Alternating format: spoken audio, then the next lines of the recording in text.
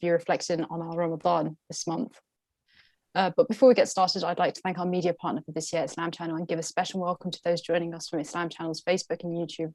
It's a real pleasure to have you with us today. I also want to thank Arts Council UK, whose help has allowed us to continue our work this Ramadan, all of which is available on our website. Our work this Ramadan is supported by Islamic Relief, our charity partner, and you can check our incredible work on Islam Channel. You can check the incredible work Islamic Relief does at iruk.co/RTP. So our event is interactive, so we'd like to encourage everybody to hop onto the Zoom meeting. And for those who feel comfortable, to turn on your camera so we can see you. And then just a quick, you can also raise your hand if you want to contribute to the discussion or ask any questions. And one of our back-end team will unmute you also, so we'll be checking the chat throughout. But Assalamu alaikum, everybody. We were just hoping to have like a reflection over Ramadan.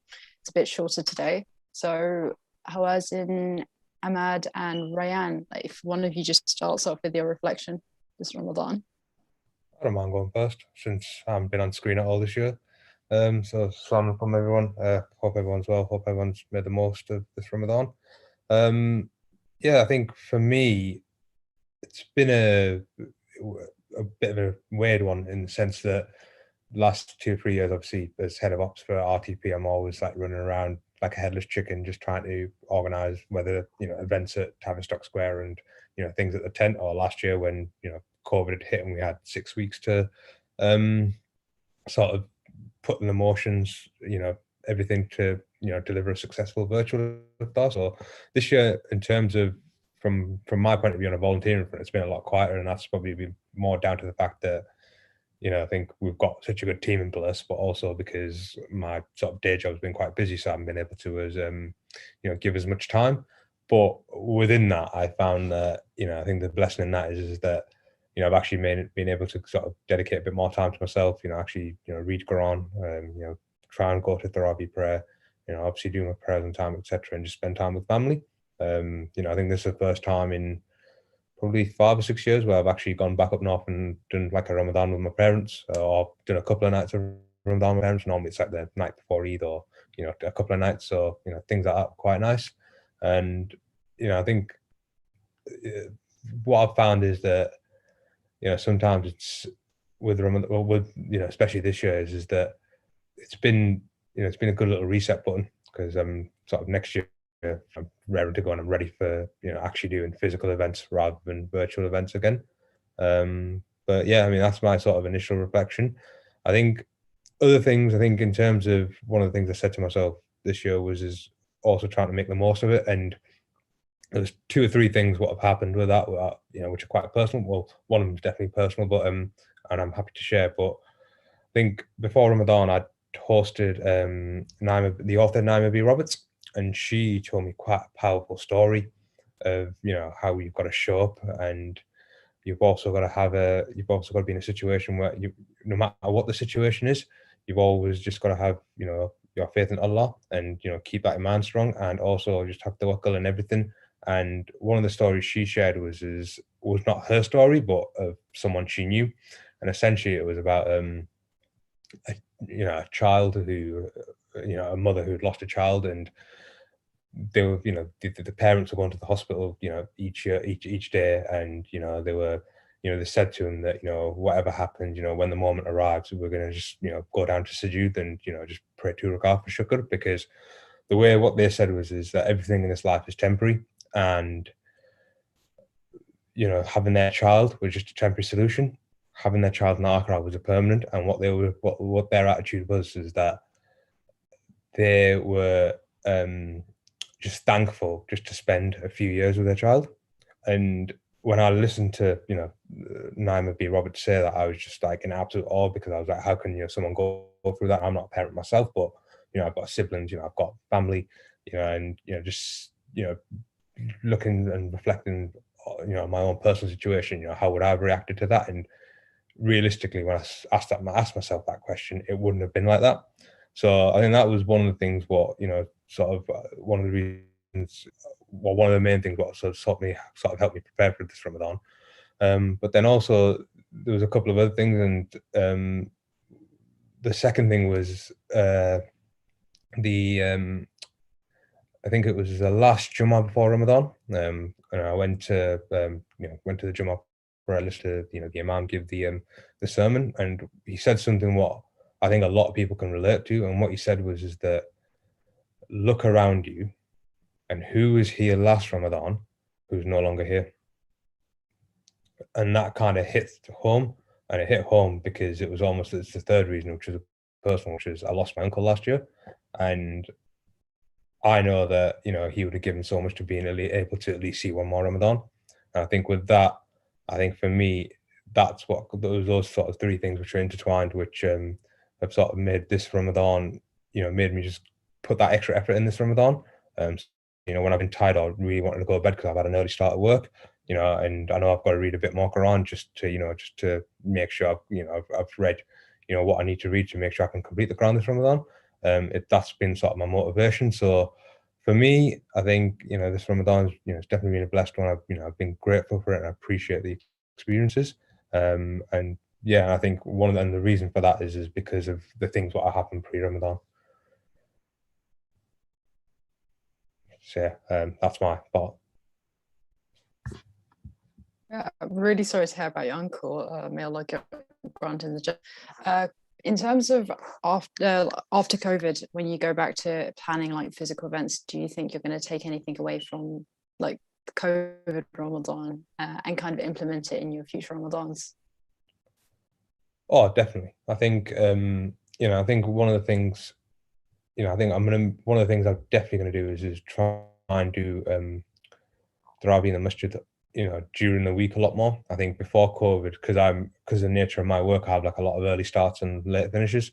So I almost felt like I had a ready-made excuse not to go to Tarawih prayer, or not to, not to just make that extra effort to go to the mosque, And I think last year, obviously all the mosques are shut because of COVID, and this year, going back to Tarawih, you realize how much you missed it, because I think you kind of took it for granted.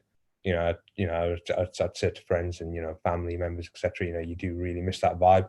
And especially the last few years when Tarawih's been in the summer, and you catch up with people, go and pray Tarawih, and then as you leave, you'll just see a few more people and have that human interaction, and just see how people are getting on. And I think I definitely sort of miss that community spirit you have around Ramadan, and especially when everyone's leaving the mosque together, or people just go out their way to be a bit more courteous. So I think that's one of the things. That's from a personal thing. In terms of from a sort of a volunteering aspect, I think one of the things I'm probably going to do is actually, and from an RTP aspect, is just try and utilize the volunteers more in terms of actual skill set.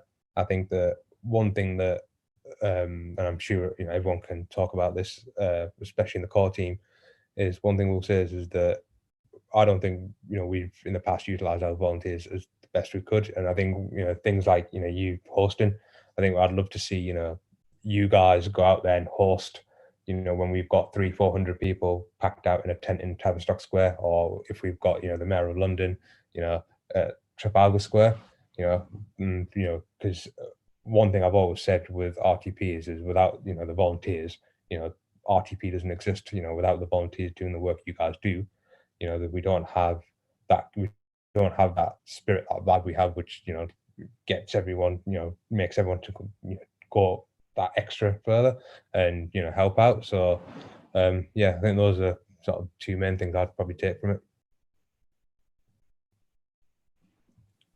Yeah, definitely. I definitely think that COVID's really changed our perspective on Ramadan. It's also made us really appreciate community. Like I spent most of this Ramadan without like my parents, and just appreciate how something you take for granted all the time is not something that's a given. So yeah, I definitely think that there is a lot that we can learn moving forward and apply it. I mean, I hope you How don't about mind. you, Hussain? Like, what are your? Sorry, go on. I was going to say, I hope you don't mind me asking you the question. What would you, I mean, what's your, when did you start volunteering for RTP? Like, what's your background in terms of volunteering for RTP? I literally just started this Ramadan. Okay, before this Ramadan, how had you been to an open iftar or? Yeah, so like years ago when I was doing my undergraduate, I attended like one event, but at the time it's kind of like what you were saying about Dolores. Like I kind of made an excuse. I was like, I do placement all the time. I always have work to do. I work in the weekends, so I was like, oh, I can't do it. But I truly do think that with COVID, it does highlight the fact that you can do anything if you just have to make the time for it. And that was kind of my reflection from that Ramadan, that I can do volunteering. I just have to manage my time better. But also because it's virtual and everything's virtual, I have everything at my fingertips. So it's a little bit of a different situation. Definitely. Thanks for sharing that. And I think, this is, having like the reflection thing. I always love doing this with the volunteers because it does make it worth it when you are like, having, these endless, sort of email chains with, various people, or, come back and forth with, guest speakers, or, speaking, to supply chain, etc., in terms of delivering the event. And sometimes, things don't always go to plan, and you always have these last minute sort of, not problems, I'd say opportunities to find a solution is the best way I'd put it. So, when you go through, those stresses sort of on day in, day out, hearing, you guys, hearing back from you guys, hearing the feedback we get always makes it worth it. No, but yeah, that's great to hear. Yeah, I definitely think so. I also think that if I hadn't volunteered this Ramadan for RTP, there's like a lot of things I wouldn't have seen. There's a lot of speakers I wouldn't have spoken to. And like with every speaker, you kind of go out with a certain insight. So I think you speak about different topics every night. So I think yesterday was like recognizing the week of genocide. Before that, I'd hosted something about like social justice. Before that, I'd hosted something about Turkey. So it's like you listen to different people who are experts in some sort of field.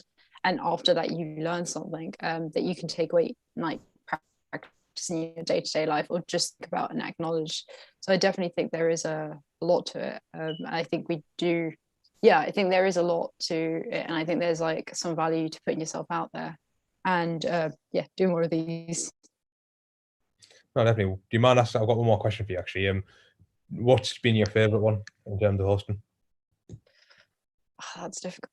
I would definitely say the global iftar. So I'd done multiple events that night. I guess the combination of all three events. I think we started off and like it's kind of like what you said, sometimes things fall through. I think a few of the guest speakers fell through, but we had two really amazing guest speakers at the start of my event. And then the next event I did was Perth. We had like amazing chef. Yeah. And the last guest speaker I had was like somebody who is like from this big art production company. It was like different speakers had a different insight to add to it, and all of them like really amazing. So I guess the global iftar.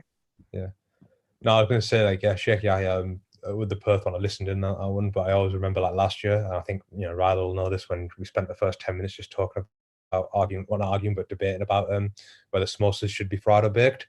So he even joined in the conversation, which I thought, it's quite funny, because obviously this guy, such a respectable guy in the community. He's like, such a knowledgeable person. He's about to deliver some knowledge, and then we've got him chatting about samosas. So I just thought, what, like, yeah, I think Sarah asked him about the deep fryer, and she's like, "What's your recommendation on it?" So yeah, he's actually a very light-hearted person. It's amazing to have on. What about you, Hussain? What did you learn from this Ramadan, like doing the social media and RTP, and just kind of in general? That's a good question. I think we learn to like take challenges and deal with it. Like really, like you get issues, you need to find solutions, and actually it's like my daily life. Like I'm engineering, so so like when we have an issue, we try to find solution in the best way to make people happy through the stars. And like as a volunteer, we know that we have people watching us. We've got people that could be lonely in London or whatever, in different places, and they connect. So try to provide this service and try to do it the best way that we can do. Now there's always like modification, last minute things happening, like today, for example. But so we try to find solution and we do our best, and yeah, that's pretty good. I think that's I think people see our work like so what we're trying to achieve here is mainly to build bridges between people and to like to get to know each other and to break isolation, because right now usually like we do iftars under the tent, but this year it's online, like previous year as well. And we try, I know that like I'm volunteering usually as a social media officer, so we've got like people giving that feedback, like for example last year saying thank you so much because I was by myself and I connect and I say hi and I feel less lonely actually by seeing you guys like speaking or having guest speakers in every night kind of things. So yeah, that's, I think we're using technology we try to use it in the best way as possible, and to have this gathering happening, even though it's hard to to be all together, but we're trying to do it in a safe way, I would say. Yeah, definitely. I think it's with COVID, a lot of people have lost out, kind of like what we were saying earlier, or on that like important interaction that you have, and we do lose out the fact that Ramadan is actually a lot to do with like our communities and spending time with other people and enjoying your food, and sharing that. And I think RTP does try and replace that, and although we can't perfectly replace that, definitely do try our best. And I think it is nice that some people can break their fast and just feel like they're a part of something bigger, and they're not doing it alone. I definitely think the other thing is, like you said, I'm always really impressed by the volunteering team, because when something arises, I just don't know how to solve it. I'm like, okay, I guess that's it. But then like somebody in the volunteer team will always find a solution. So it's kind of like the global iftar. A few of the speakers fell through and just had to like zoom through and just kind of hope for the best. And like a few of the events, we've had like a few blips here and there, and the volunteering team has generally been amazing. And I'm always like surprised by how innovative you guys are solutions, because yeah, I think this is it's very good. the volunteering team spirit, I would say, like to help each other. And I'm pretty sure that in a lot of Muslim organization and Muslims in other different type of organization in general, I think you need this team spirit. Otherwise, like you cannot achieve very and you cannot achieve a lot. I think there's a quote about that, like if you want to go far away, if you want to go quickly, go by yourself, but if you want to go far away, then you need to have many people with you and to help you. It's better, it's nicer as well, and you learn from one another, so that's nice. But yeah, we learn a lot from this open iftar.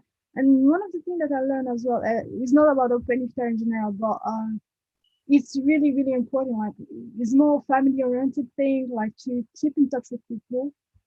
Do not wait for like learning about someone being sick to call him or call her, call a name call, or aunt or whatever. I think it's really important to keep contact with people, keep contact with the family, with friends, to see how they are, and yeah, to not. It's not because you cannot see them, you should be the one who call them. Like I've called my aunt last week, I think, something like this. She's in Tunisia, and she was so happy. I was not expecting it. I was like, oh my god. She was like, oh, thank you so much for calling me. Usually I'm not calling that much, my bad, I know. I call some of my uncles and aunts, and this one I'm not calling her that much. And I was, SubHanallah, she's isolated. I need to call her. What I'm doing right now, like I need to call her, and I called her, and she was so happy. So you don't know how how much good you do by calling people, keeping in contact, keeping in touch with your family, friends as well, just a message, hey, how you are, how's your family, etc. And keeping this humanity, like, this link between people, even though we are far away. It's not because we're far away that we're not thinking about one another. Yeah, I think it's good to do, like, to keep in touch with them. I think I definitely had that same reflection, because I'm usually like the one relative that doesn't really call. It's a really bad, it's not the best thing about me, but I usually I'm more like meet a person face to face, and that's obviously not very possible nowadays. But I also realized that in COVID, everybody's kind of going through something, and it is a really good thing where possible to kind of check in with other people. So like I think some people struggle mentally, some people struggle with like their jobs, whatever. I think it's another thing is it's really good for us to just check on each other where we can, so we can actually make sure that we don't feel isolated through this like weird experience that we're all going through. Yeah, and at the beginning I think it's hard, like for me, I think one of the reasons why I'm not calling that much sometimes, part of the family, and I'm guessing there is maybe a lot of people listening to us that are the same, is like what I'm going to say, I have no contact with this person from, I don't know, it's only when I'm going to holiday that I'm speaking to them, blah, blah, blah. And then I'm gonna call him or call her, this uncle, this aunt, I don't know what I'm gonna say, and you're like, oh my god.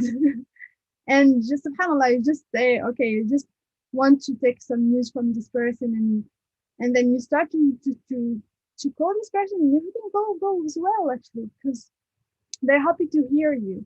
But at the beginning, like to do the first step, I think this support is needed. And I don't know if you have the same thing in your country, but like maybe it's an Arabic thing, or I don't know, whatever, is most of the time it's like it's always the young people that need to call the old people. They always like, I'm not gonna call.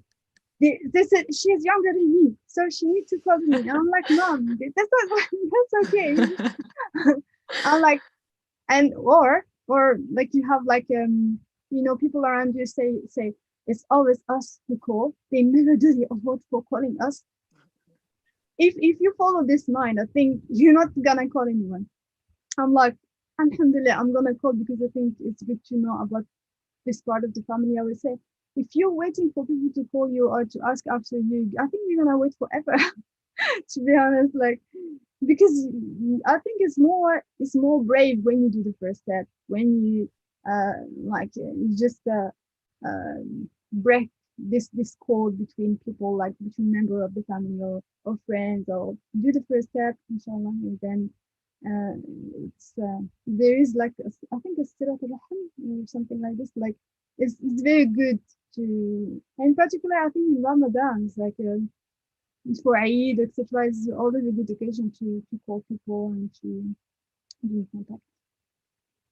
I definitely think so. So I'm half Yemeni, and yeah, that whole tradition of like the younger person calling the older person is like a huge part of it. But I also honestly think that it's not a huge part of like culture. I was raised in Britain, so it feels like there's a cultural disconnect with that. So I kind of feel like you said, conversation should be two-way. I also do think that taking the first step is also the bravest step.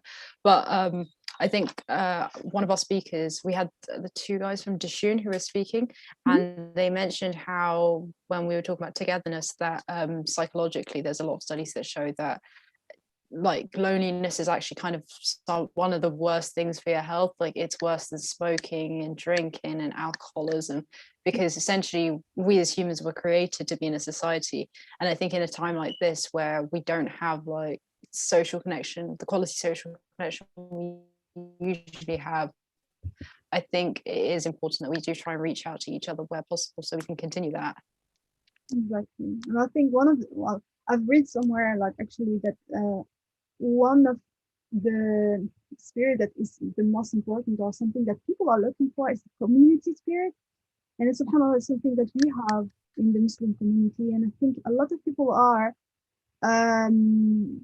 really interested by Islam through this community spirit, in particular, during Ramadan, this community spirit. And what we're doing through our Zoom sessions and the guest speaker, etc., is to bring this community spirit.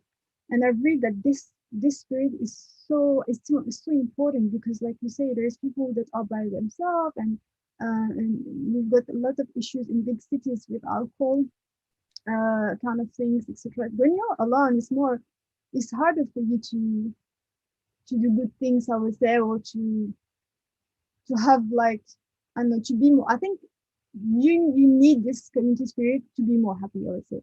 Now, of course, there is a balance like between being with people or being by yourself, but I think this community spirit is makes you strong. You feel part of something, and yeah.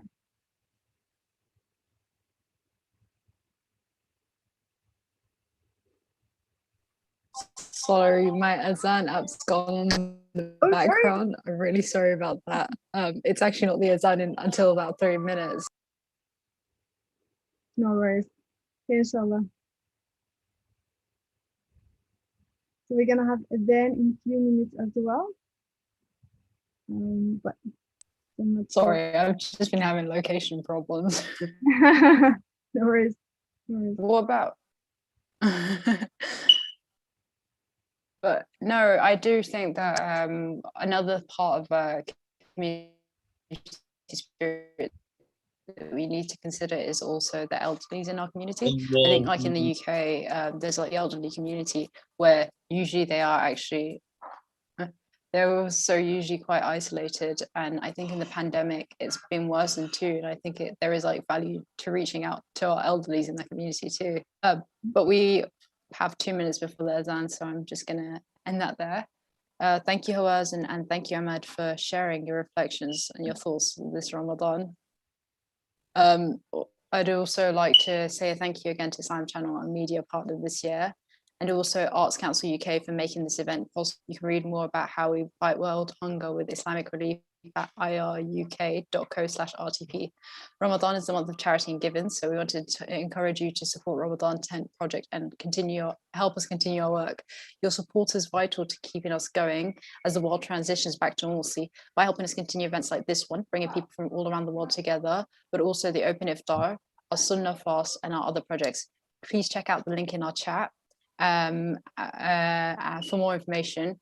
Any amount that you can donate is very beneficial and helpful, inshallah. You can donate at www.launchgood.com/RTP2021. So the Azan should be here in like about a minute, so we could just spend a bit of time reflecting on ourselves. Thank you, Huda.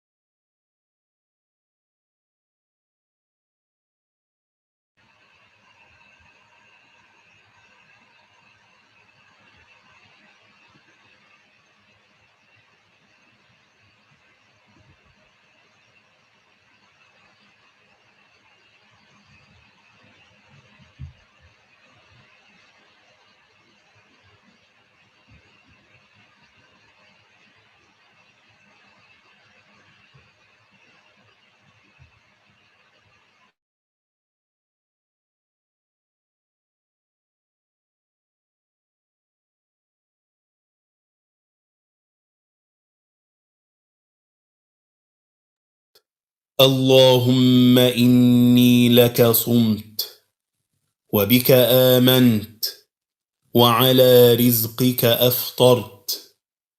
ذهب الظمأ وابتلت العروق وثبت الأجر إن شاء الله.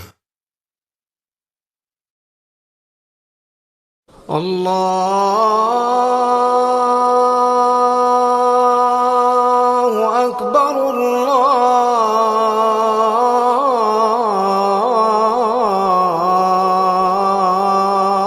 الله أكبر الله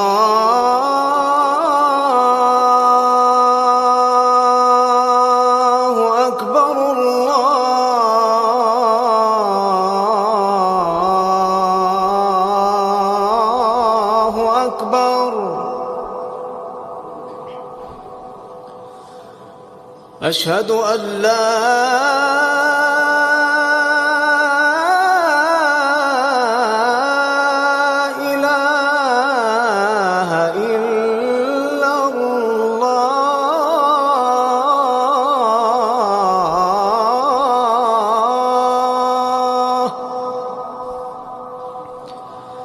أشهد أن لا إله إلا الله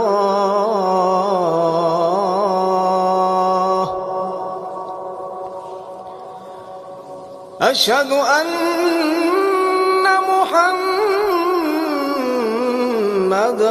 رسول الله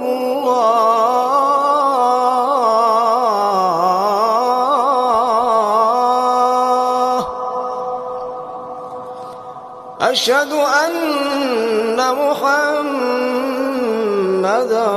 رسول الله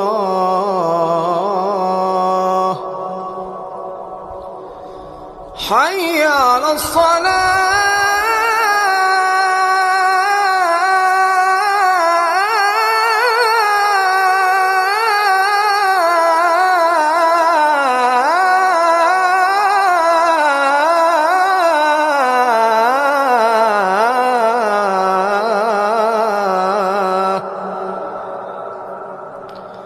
حي على الصلاة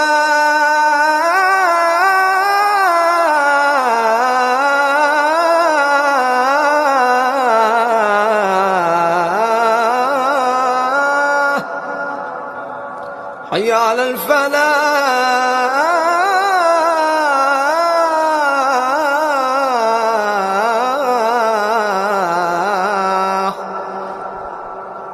حي على الفلاح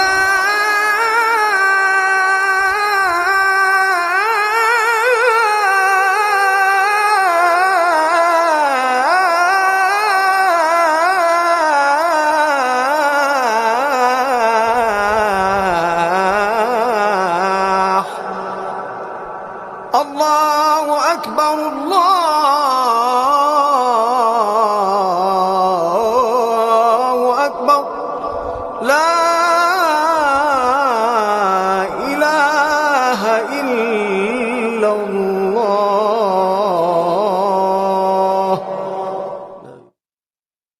اللهم رب هذه الدعوة التامة والصلاة القائمة آت محمدا الوسيلة والفضيلة وابعثه مقاما محمودا الذي وعدته إنك لا تخلف الميعاد.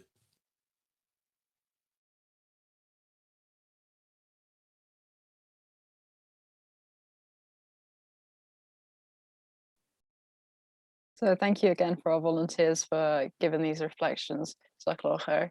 And I really hope that everybody has a great Fatara. Assalamu alaikum.